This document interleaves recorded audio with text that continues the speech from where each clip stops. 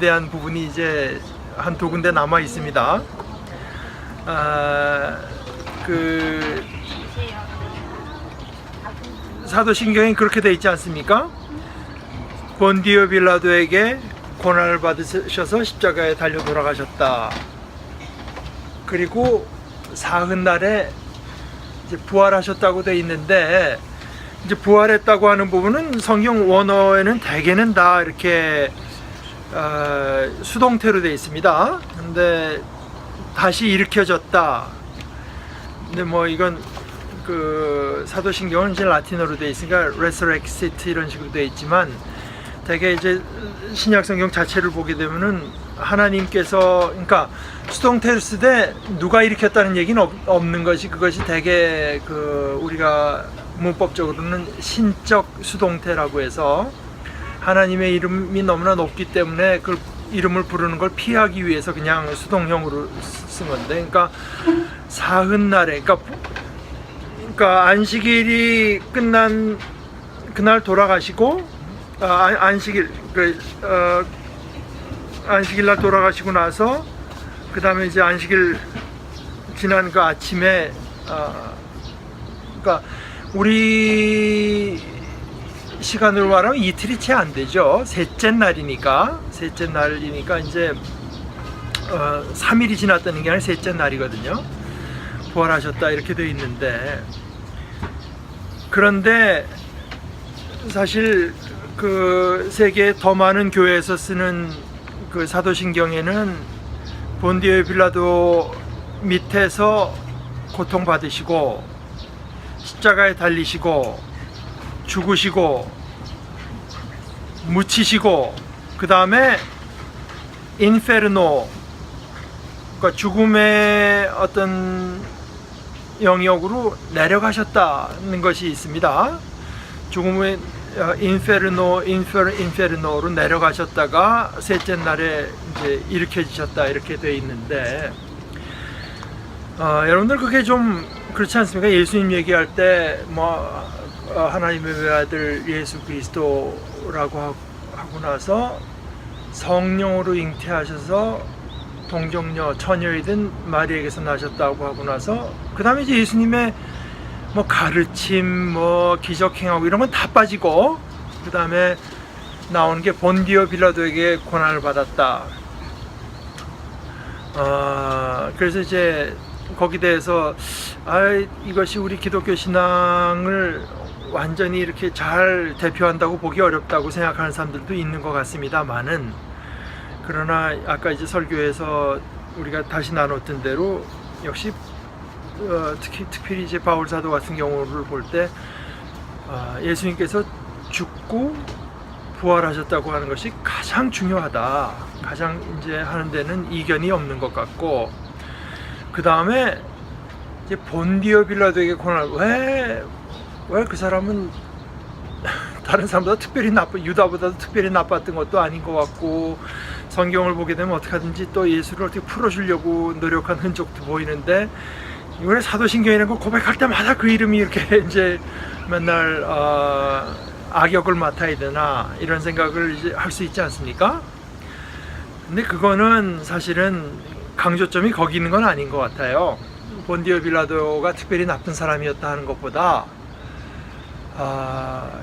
제일 중요한 것은 그 로마 역사상에, 그러니까 세계 역사상에 그런 특정한 어떤 정치적인 상황에서 돌아가셨다고 하는 게 강조가, 그러니까 이것이 어떤 역사 안에 어떤 때 특별히 틀림없이 일어난 일이라고 하는 것을 이제 말하기 위해서 본디오 빌라도가 다스릴 때 그때 이제 고난을 받았다고 하는 식으로 계속 강조가 되는 것이지, 본디오 빌라도가 특별히 예수가 십자가에 달려 돌아가시고 고통받는 걸 제일 대표하는 인물이라서 그 이름이 들어간 거는 아닌 것 같습니다.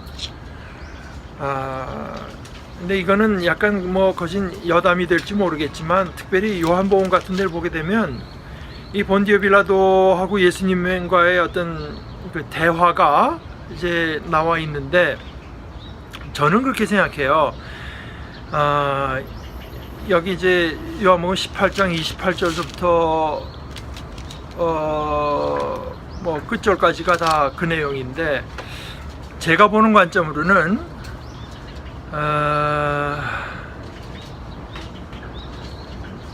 빌라도가 이제 이렇게 묻습니다. 당신이 유대 사람들의 왕이냐?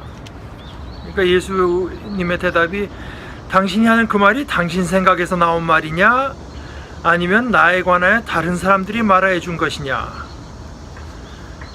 그러니까 예수님은 당신 생각이 뭐냐 이제 묻는 것 같습니다. 근데 빌라도가, 내가 유대 사람이란 말이냐? 당신의 동족들과 대제사장들이 당신을 나에게 남겨주었어. 당신은 무슨 일을 하였어? 그러니까 예수님의 대답이 또 좀 엉뚱합니다. 내 나라는 이 세상에 속한 것이 아니요. 나의 나라가 세상에 속한 것이라면 나의 부하들이 싸워서 나를 유대 사람들의 손에 넘어가지 않게 하였을 것이요. 그러나 사실로 내 나라는 이 세상에 속한 것이 아니요. 그러니까 이게 좀 빌라도가 잘 이해가 안 가니까, 그럼 당신은 왕이냐? 예수님의 대답이, 당신이 말한 대로 나는 왕이요. 그러니까 지금 서로 엉뚱한 말을 거짓하고 있는 셈입니다. 나는 진리를 증언하기 위해서 태어났고, 진리를 증언하기 위해 세상에 왔고, 진리에 속한 사람은 누구나 내가 하는 말을 듣소. 그러니까 왕이라고 했는데 갑자기 진리라고 하는 말을 꺼내니까, 이게, 그러면서도 빌라도가 약간 예수에게 끌려와서, 그럼 당신이 말하는 그 진리가 뭐요? 하고 말하는 데서 이제 대화가 끝납니다. 저는 이것이 대표적으로 그 정치와 신앙 간의 대화가 결국 이렇게 진행이 된다고 봐요.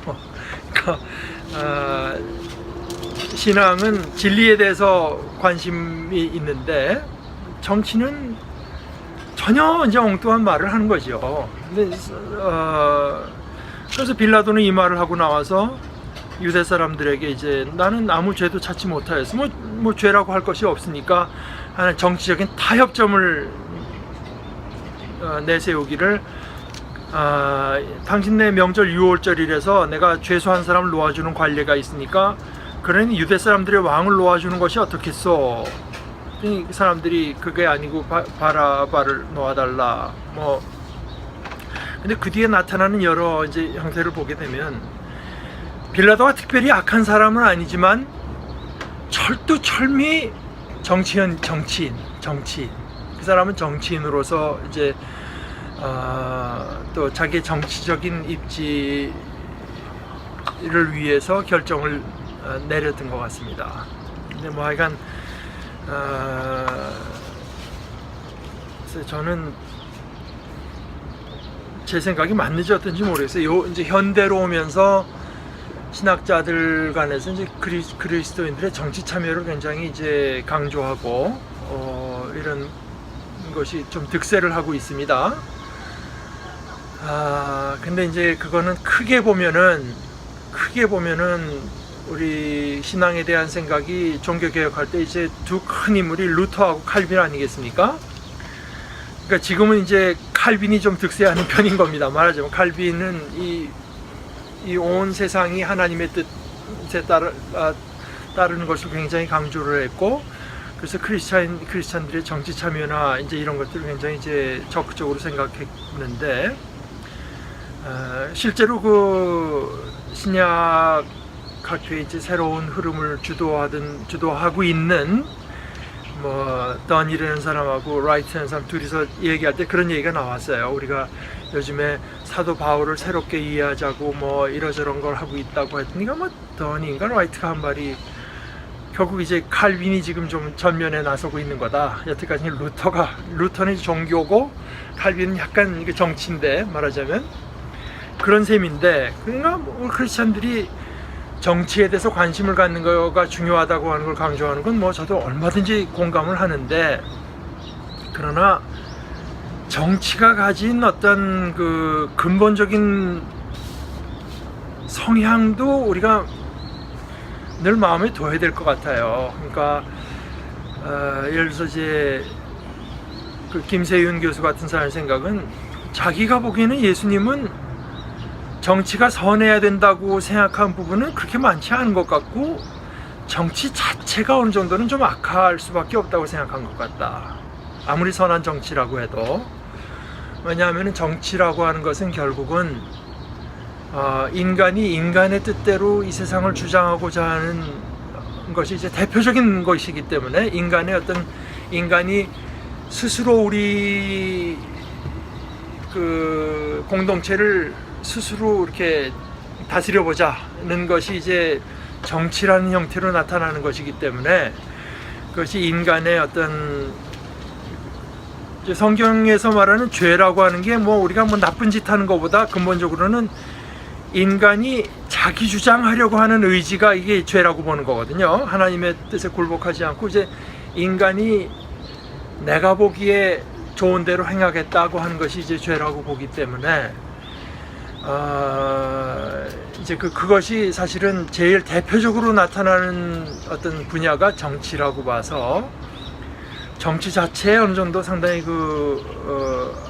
악한 요인을 갖고 있다고 본 것 같다. 이제 그런 건데 저는 제 성향도 이제 그쪽에 있는 것 같아요. 크리스천들이 정치에 대해서 책임을 지고 한다고 하는 거 중요하다고 생각하면서도 뭔가 이게 좀 거기에 유보된 것이 있어 보이는데요. 그건 뭐 약간 곁가지로 나간 얘기입니다. 그런데 하여간 본디오 빌라도에게 고난을 받았다고 할 때 그 중심 포인트는 예수님의 고난이 뭐 어떤 상상이나 무슨 뭐 어떤 일반적인 얘기가 아니라 특정한 정치 상황에서 어떤 실제로 일어난 일이라고 하는데 이제 강조가 있고, 그래서 그 다음에 죽고 장사 지낸 바 되었다, 묻혔다가 그 다음에 제가 말씀드린 대로 더 공통적으로 세계에서 쓰는 사도신경의 그 버전으로는 인페르노로 내려가셨다고 하는데 그게 과연 뭐냐? 우리가 고백하는 데는 뺐고 그걸 빼고 사도신경을 고백하는 데도 교회도 많이 있습니다. 그런데 이제 그 뜻이 뭐냐고 하는 데 대해서는 뭐 사도신경에서 말하는 게 뭘 가리킨 거냐 하는 데 대해서 한 세 가지 어떤 의견이 있는데, 첫째는 예수님, 여러분 기억하시겠지만 예수님 십자가에 달려서 돌아가셨을 때 마태복음하고 누가복음의 기록이 좀 다르지만 누가복음에서는 저를 기억해 달라고 하는 강도한테 예수님이 내가 오늘 나와 함께 낙원에 있으리라, 오늘 나와 함께 낙원에 있으리라고 이제 했는데, 이제 그걸 말한다고 보는 의견이 신학자의 다수라고 합니다. 그러니까 이거는 온전히 천국도 아니고 온전히 지옥도 아니고 뭔가 약간 중간 상태면서, 많은 신학자들이 생각하기로는 예수님에 대해서 제대로 들을 기회가 없었던 사람들이 기다리고 있는 뭐 그런 영역이라고 이제 생각하는 것 같아요. 또 하나의 의견은 이제 베드로서 같은 데서 기반을 둔 건데, 예수님이 이렇게 말을 합니다. 그러니까 베드로전서 3장 18절부터 읽으면 그리스도께서도 죄를 사하시려고 단 한 번 죽으셨습니다. 곧 의인이 불의한 사람을 위하여 죽으신 것입니다. 그것은 그가 육으로는 죽임을 당하시고 영으로는 살리심을 받으셔서 여러분을 하나님 앞으로 인도하시려는 것입니다. 그러면서 그 다음 얘기가, 그는 영으로 옥에 있는 영들에게도 가셔서 선포하셨습니다. 그러니까 이것은 예수님께서 어떤 그 죽음에 갇혀있는, 하데스에 갇혀있는 영에게 가서 그곳에서 말하자면 그 그 영들은 옛적에 노아가 방주를 지을 동안에 곧 하나님께서 아직 참고 기다리실 때 순종하지 않던 자들을 말하는 것입니다. 뭐 그러면서 약간 예수께서 그곳에 내려가셔서 옥에 있는 영들에게도 전도하셨다, 선포하셨다, 그렇게 이해하는 사람들도 있고, 그게 이제 두 번째 이해고, 세 번째로는 죽고 장사 지낸 바 되었을 뿐만 아니라 우리의 죄를 온전히 엎어서 지셨기 때문에 실제로 저 하데스까지 이제 그 영혼이 다른 죽은 자들과 똑같이 내려갔다고 하는 의미, 확실하게 이제 어떤 죄의 그, 짐을 지셨다, 이제 그렇게 이해한다고 하는데, 이게 뭐 어느 것도 온전히 설명해 주지 뭐 다 성경적인 근거가 좀 있지 않습니까? 그런데 이제 아까 말씀드린 것처럼 대다수의 사람들은 아마 누가복음에서 내가 오늘 나와 함께 낙원에 있으리라고 했으니까 예수님께서 그 오늘이 뭘 말하는 거지, 낙원이 성경에 뭐 그렇게 돼 있으니까 이제 그것을 가리킨다고 보는 것 같은데,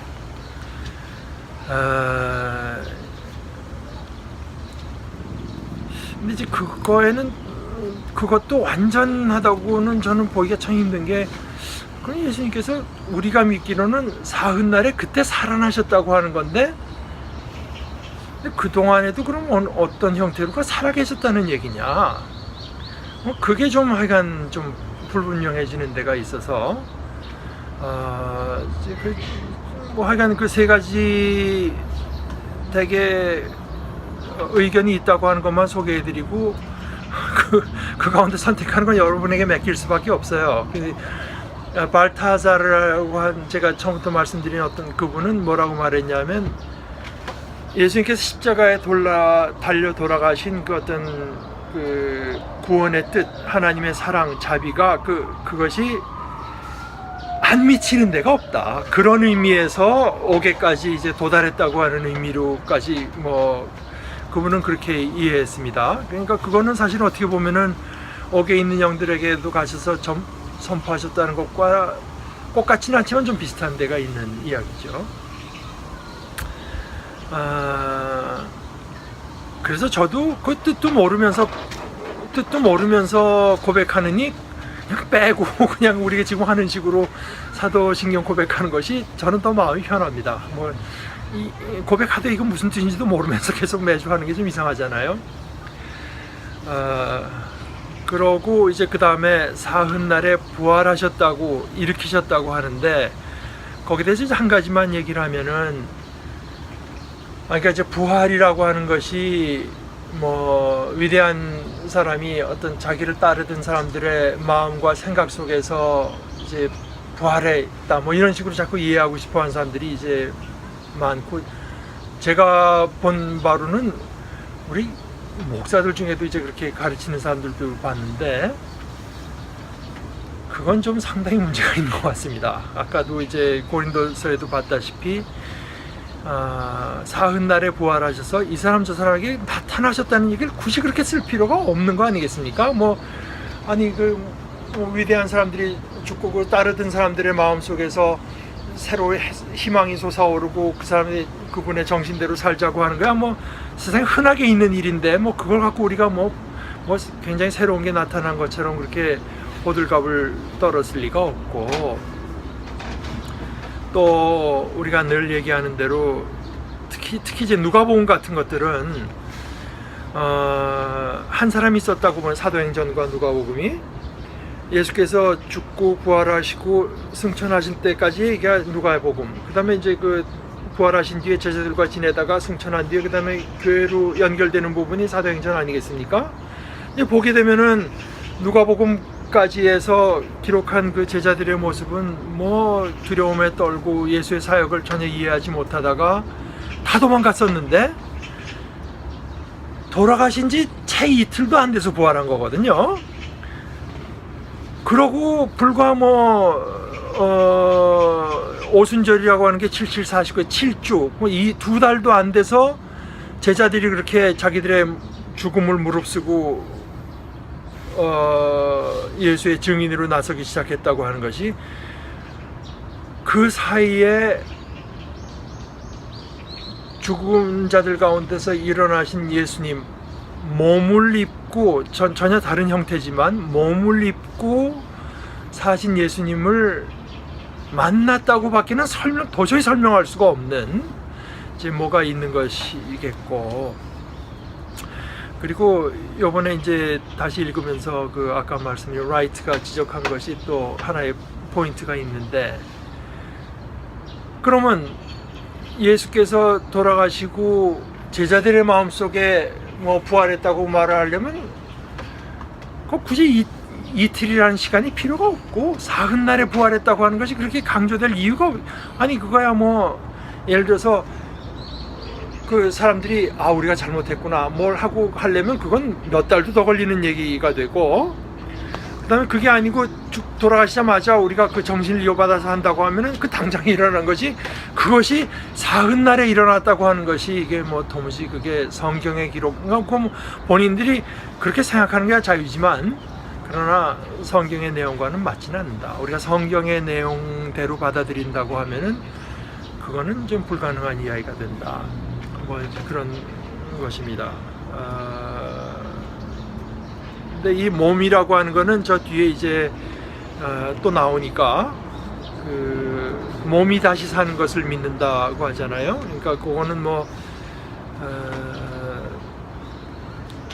그때 가서 한번 다시 따져볼 이야기고 하여간 오늘 우리가 나눈 사도신경의 이 부분이 바로 아까 말씀드린 대로 복음이 뭐냐면 바로 그게 복음이죠. 예수께서 성경에 기록된 대로 우리 죄를 위해서 죽으셨다. 그리고 사흘날에 사셨다. 그런데 이제 이게 지난주에 말씀드린 것처럼 이제 로마서 10장 9절 같은 데는 이렇게 말을 했는데요. 당신이 만일 예수는 주님이라고 입으로 고백하고 하나님께서 그를 죽은 사람들 가운데서 살리신 것을 마음으로 믿으면 구원을 얻을 것입니다. 그러니까 초대교회의 복음 전도라고 하는 딴 게 아니라 예수가 부활하셨습니다. 그게 이제 복음 전도였습니다. 그러나 이제 그런 식으로 복음을 전도할 수 있지만 그러나 예수의 죽음과 부활 둘 중에서 뭐가 더 중심적이냐 하면 어디까지나 죽으신 것이 더 중심입니다. 왜냐하면은 예수께서 죽으신 것으로 우리의 죄 사함을 이루신 것이지 뭐 다른 것이 아니 죽으신 것으로 죄 사함을 이뤘는데 그럼 부활이라고 하는 건 뭐냐?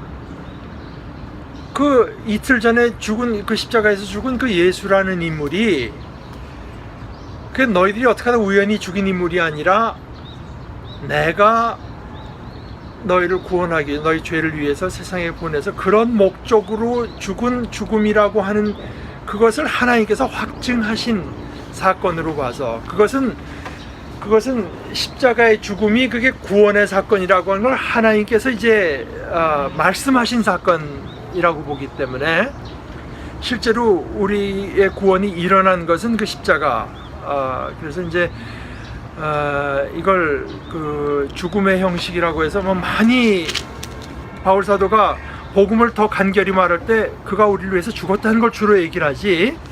그래서 로마서 5장 8절 그러나 우리가 아직 죄인이었을 때 그리스도께서 우리를 위하여 죽으셨습니다. 이리하여 하나님께서는 우리들에 대한 자기의 사랑을 실증하셨습니다. 뭐 이건 뭐 누차누차 곳곳에 나오는데요. 갈라디아서 2장 20절 21절에도 이제 나는 그리스도와 함께 십자가에 못 박혔습니다. 이제 살고 있는 것은 내가 아닙니다. 그리스도께서 내 안에서 살고 계십니다. 내가 지금 육신 안에서 살고 있는 삶은 나를 사랑하셔서 나를 위하여 자기 몸을 내어주신 하나님의 아들을 믿는 믿음 안에서 살아가는 것입니다. 그러면서 이제 또 줄여 말하기를 나는 하나님의 은혜를 헛되게 하지 않습니다. 의롭다고 하여 주시는 것이 율법으로 되는 것이라면 그리스도께서는 헛되이 죽으신 것이 됩니다. 그러니까 내가 뭐 착하게 살고 올바르게 살고 하나님께서 내게 주신 그 조항들을 다 지켜서 하나님께서 너는 됐다라고 말해줘야 된다면 그건 뭐 예수가 죽은 건 아무 소용이 없는 일이 된다. 괜히 헛일을 위해서 죽으신 것이 된다라고 말을 했을 때 결국 우리의 구원이 그 구원 사건이 그리스도의 죽음을 통해서 일어났다고 하는 걸 이제 말을 하는 것이고 부활의 의미는 이제 그 죽은 자가 십자가의 죽은 자가 누구냐 하는 데 있는 겁니다. 그래서 이제 로마서 1장 4절에 그 3절서부터 예수에 대해서 그의 아들을 두고 이제 말을 하기를, 이 아들은 육신으로는 다윗의 후손으로 태어나셨으며 성령으로는 죽은 사람들 가운데서 부활하심으로 나타내신 권능으로 하나님의 아들로 확정되신 분이십니다. 그는 곧 우리 주 예수 그리스도이십니다. 이제 이걸 이 엘리스터가 잘 썼는데 이렇게 말을 했어요. 바울에게 있어서는 십자가라고 하는 것은 바울 자신과 같은 죄인들을 위한 하나님의 참 끔찍한 사랑을 드러내는 것입니다. 그러나 이 바울 사도의 이 결정적인 통찰, 그것은 그 십자가에 달려 돌아가신 이가 틀림없이 하나님의 아들이라고 할 때에만 성립되는 이제 진리입니다. 그가 하나님의 아들이 아니라면 그거야 우리가 거기에서 어떤 우리 죄를 사하시는 하나님의 역사가 이루어질 수가 없겠죠. 그래서 이제 그런데 그가 과연 하나님의 아들이고 내 아들이고 그가 죽은 사건이 내가 인정하는 사건이라고 하는 것으로서의 부활.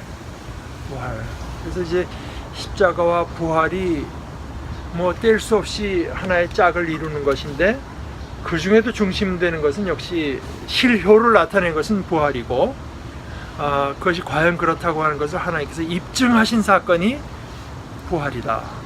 그렇게 보면 될 것 같습니다.